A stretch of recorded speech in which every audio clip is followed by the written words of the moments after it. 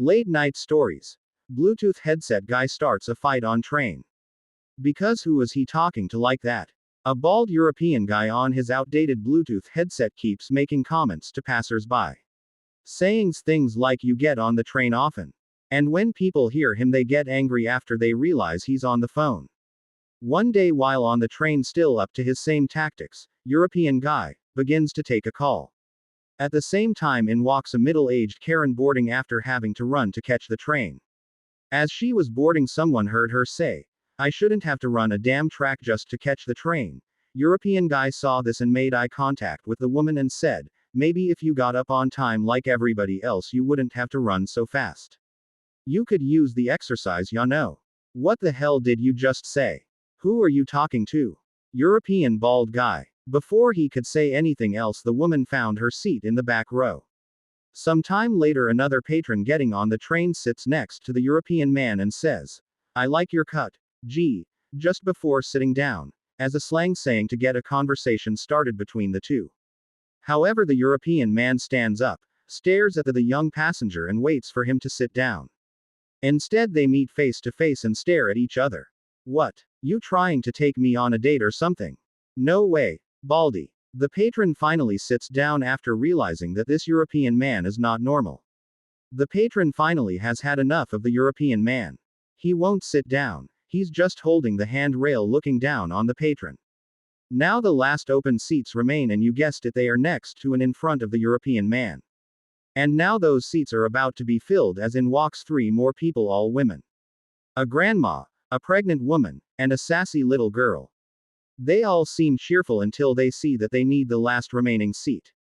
The European guy needs to give up his seat. "Can I sit there?" asked the little girl. "I'm not giving up my seat," said the European man. "Well, can I sit there? I'm currently pregnant and I'm experiencing back pain." "You wouldn't have any back pain if you get out of bed once in a while. You know what I'm saying," said the European man while he chuckled to himself.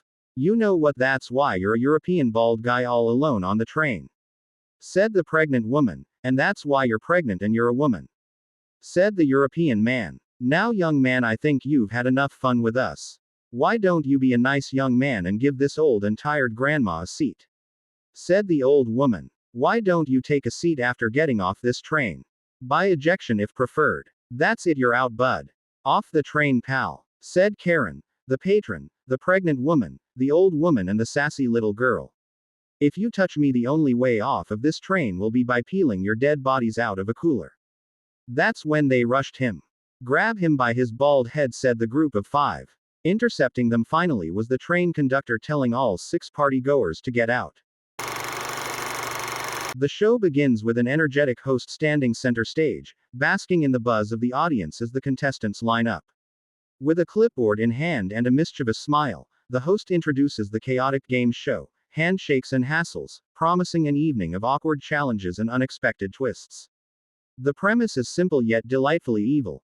Push contestants out of their comfort zones using their own survey answers against them. The crowd is thrilled, but the contestants quickly realize this isn't going to be a walk in the park. In the first round, uncomfortable interruptions, contestants attempt to answer questions, only to be abruptly cut off mid-sentence. Frustration mounts as no one can get a full thought out, and the host gleefully keeps the pressure on. The mood becomes tenser in the awkward space challenge, where participants are forced into uncomfortably close proximity. The host, clearly enjoying the unease, lets the discomfort linger, watching contestants squirm and resist the urge to flee. As the tension peaks, the grand finale arrives, the handshake. The contestants, having endured rounds of annoyance and personal boundary violations, must now exchange polite handshakes. Their forced smiles and stiff body language say it all. They're ready to be done. But just when it seems things are winding down, the show takes a hilariously hostile turn. One contestant breaks the silence with a sharp comment, and suddenly a mock battle breaks out, complete with pool noodles, foam swords, and exaggerated insults. The staged chaos ends in laughter and exhaustion, and the host steps in to wrap up the episode. Despite the discomfort and fake feuds, the contestants are now joking and hugging, showing that it really was all in fun.